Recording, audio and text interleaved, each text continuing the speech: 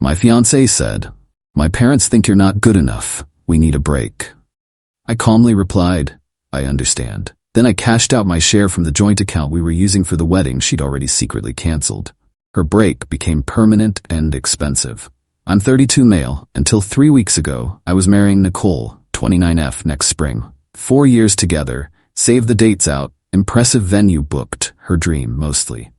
Her parents, Stephen and Angela Hawthorne, were always present, hovering. I always got the vibe they thought Nicole was settling with me, a project manager, not old money like them. It unraveled on a rainy Tuesday. Cliché, Nicole came over, "We need to talk." Her eyes did that shifty thing. "My parents, they're worried I'm rushing into things," she began, twisting her ring. "They think maybe you're not quite established enough for the life they envision. Not good enough, after 4 years and her pushing for this big wedding." "So what are you saying, Nicole?" I kept my voice even. "I think we need a break," she said, "to reevaluate. For me to think. For you to consider what they're saying." A break. Weeks before final deposits. After I'd poured a significant 5-figure sum, my savings, into our joint wedding account. My $30,000 was in. Her $30,000 was also in the account. Whether from her own earnings or entirely bankrolled by her parents, I didn't focus on then, but the full sum was present, matching mine. About $60,000 total. Something felt off, rehearsed. "I understand," I said. She looked surprised. "Expected a scene, I guess." "Yeah. If you need space, you need space," I shrugged. "How long? A few weeks? A month? Just space." "All right." She left. The apartment felt huge. An hour of numbness, then cold, methodical anger. Her words, "not good enough." Her demeanor, relieved. The timing, suspicious. A nasty little voice, "check the venue." Next morning, I called the coordinator, Brenda. Pretext, menu detail. "Oh, Mr. Davies," she hesitated. "Actually, Nicole called late Monday afternoon. She canceled the booking." Monday, the day before the break talk. "Canceled?" I kept my voice light. "Reschedule?"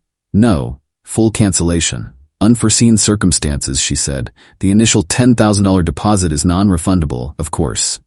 That deposit came from our joint account, our $60. So the break was theater. The wedding was already dead, by her hand. I logged into online banking. Joint account, $50,000 remaining. My $30K contribution, her $30K, minus the lost $10 deposit.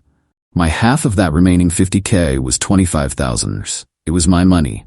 For a wedding she'd secretly killed. I transferred my $25,000 out. Clean. Then I texted her, "Nicole, just found out from the venue you canceled everything on Monday. Before our talk. So the break is permanent. I take it. I've withdrawn my share of the remaining funds from the wedding account. Seems fair since there's no wedding. Hope you find whatever it is you're looking for."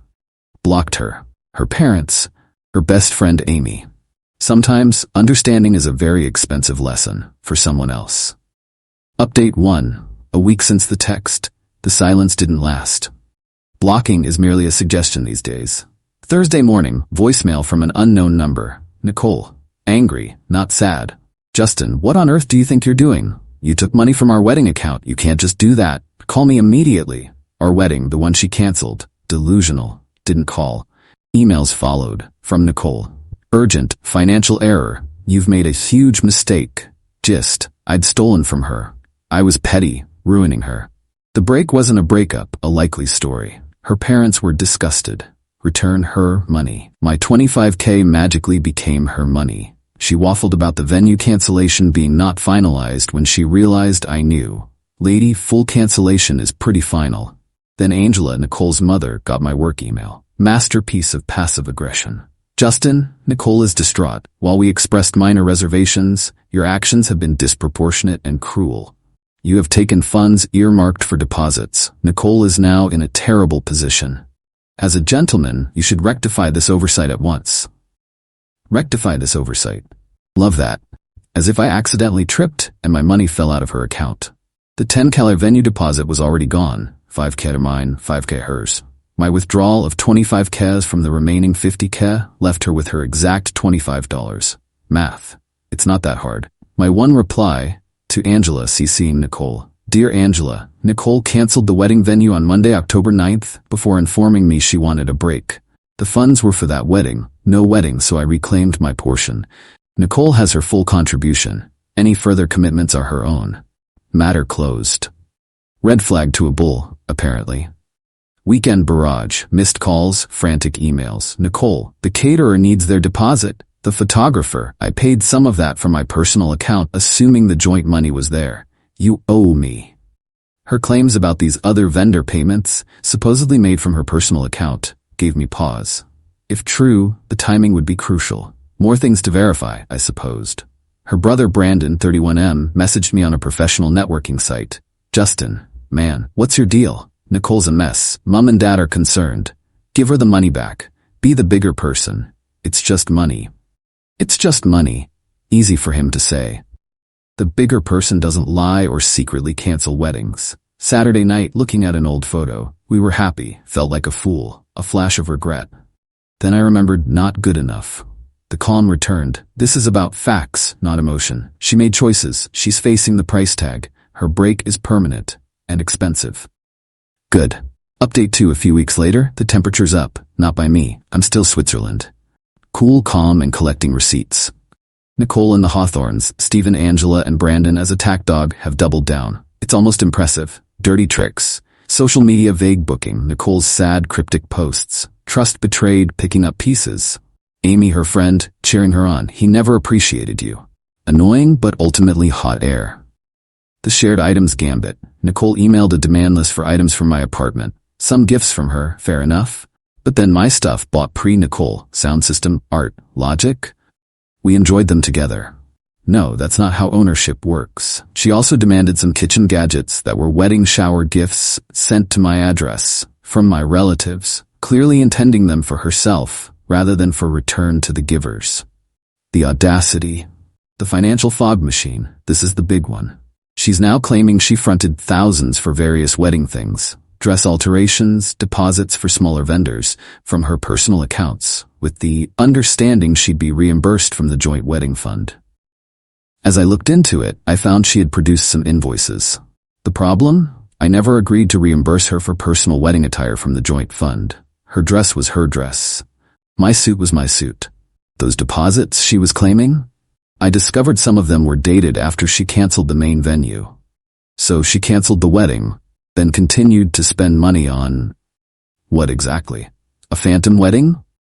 Or was she hoping I wouldn't find out about the big cancellation? She's also demanding I pay half the cancellation fees for vendors she booked and she canceled, including the main venue's $10K non-refundable deposit. She conveniently forgets that $5 of that lost deposit was my money already. She wants me to pay another $5, so she's whole, and I'm out $10. The math of the truly entitled is a special kind of creative accounting. Her parents are backing her. Angela called my mother. My mom listened, then basically said, Angela, it sounds like Nicole made some decisions without consulting Justin and is now upset about the consequences. Justin is a grown man, and frankly, from what he's told me, his actions seem perfectly reasonable. That conversation ended quickly. Go, Mom. Brandon leaves sanctimonious voicemails. You're really showing your true colors, Justin. This isn't how a man behaves. You're leaving Nicole high and dry over a misunderstanding. A secret wedding cancellation is a misunderstanding? Okay, buddy. My response to all this? Documentation. Every email, voicemail, transcribe the important bits, every text message from before the break, my own bank statements proving my wedding purchases, confirmed with vendors I dealt with that no contracts were solely my responsibility. Quick chat with a lawyer, showed him the timeline, the joint account agreement. It was a simple one, thankfully, just stating funds for mutual wedding costs, proof of my contribution, and Nicole's venue cancellation confirmation. His take? I'm in the clear. The money I took was verifiably mine, intended for a purpose she unilaterally nullified. Her subsequent spending or cancellation fees are her problem. He said, she's trying to bully you. Don't let her. Good advice. The expensive part for Nicole is already happening. She's on the hook for several non-refundable deposits she paid after canceling the main venue, but before the break talk, thinking, I guess, that she could still salvage some of it or pin it on me. The photographer, the fancy cake lady, the string quartet she absolutely had to have for the non-existent ceremony. Those vendors want their cancellation fees. And they're looking at her, not me. I haven't been aggressive. I haven't slandered her, I've just stepped aside. Pulled my support, pulled my money. It's fascinating, really. How quickly we and us became you owe me when the free ride ended. My resolve is solid. She wanted a break, she got one, a permanent, financially inconvenient one. The not good enough comment still stings sometimes late at night. But then I look at the growing file of her increasingly unhinged demands, and I think, yeah, I'm good enough to not put up with this. Update 3. Well, Merry almost Christmas, everyone. Or, if you're Nicole Hawthorne, probably not so merry. The last month has been enlightening. The entitlement reached its crescendo, and then finally, the music started to fade. For them, anyway. For me, it's been a period of calm, firm lines in the sand. So, the dirty tricks continued for a bit, then sputtered out. Nicole, through her father Stephen this time, actually had a lawyer send me a letter.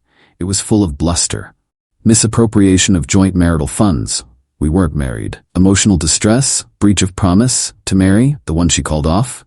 It demanded I return the $25,000 I withdrew, plus an additional $15,000 to cover her losses from canceled vendors and damages. So, $40. Ridiculous. My lawyer, yes, I retained the one I consulted just to be safe, sent back a very polite, very factual 2-page response. It included a clear timeline of events with copies of the venue cancellation confirmation, time-stamped before her break speech. Bank statements showing my $30 deposit into the wedding account and my $25 withdrawal, leaving her precise initial investment intact after the venue's non-refundable deposit was paid from the total.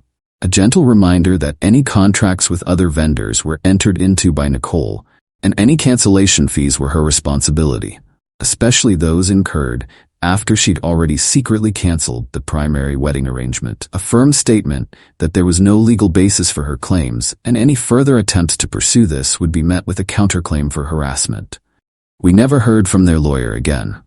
I guess even he realized he couldn't polish that particular situation. Stephen Hawthorne probably wasn't too happy about paying legal fees for that dud. The social media vague booking also fizzled. I think some of her friends, maybe even Amy, started to piece things together or just got bored of the drama. When your sob story doesn't result in cash, people lose interest. Then came the final, somewhat pathetic confrontations. Nicole managed to get me on the phone, unblocked her for a day out of a weird sense of curiosity. Big mistake. Or maybe not. It was clarifying. "Justin, you've ruined everything," she wailed. No preamble, just straight to the victim act. "I'm in so much debt, those vendors are hounding me. My parents are furious. This is all your fault." "My fault, Nicole?" I kept my voice level. "Who canceled the wedding venues secretly? I was under pressure. My parents, I was confused, but you didn't have to be so vindictive, so cruel, taking all that money. It was my money, Nicole, my share. For a wedding you decided wasn't happening. What did you expect me to do? Let you spend it on your solo life? But the deposits, the commitments, a real man would have covered those for me, to be a gentleman." There it was again. The gentleman card. A real man, I said, wouldn't have been lied to and manipulated. A gentleman, by your definition, sounds like a doormat with a bank account, Nicole. And I'm not that. She started crying then, or making crying noises. "You don't understand how much this has cost me." "Oh, I think I do," I said. "It's cost you exactly what your choices have incurred. That's called responsibility." Then I said, "I hope you figure things out, Nicole. Goodbye." And I hung up, blocked her again, for good this time. A week later, Brandon the brother tried an ambush, saw me at a coffee shop I frequent. He strode over, all puffed up. "Justin, we need to talk about what you've done to my sister." "Brandon," I said, not even looking up from my laptop. "There's nothing to discuss. Your sister made choices. She's living with them. I suggest you and your parents help her sort out her finances, since you were also instrumental in her decisions." "She's your fiancée. Or was. You have a moral obligation," he blustered, voice rising.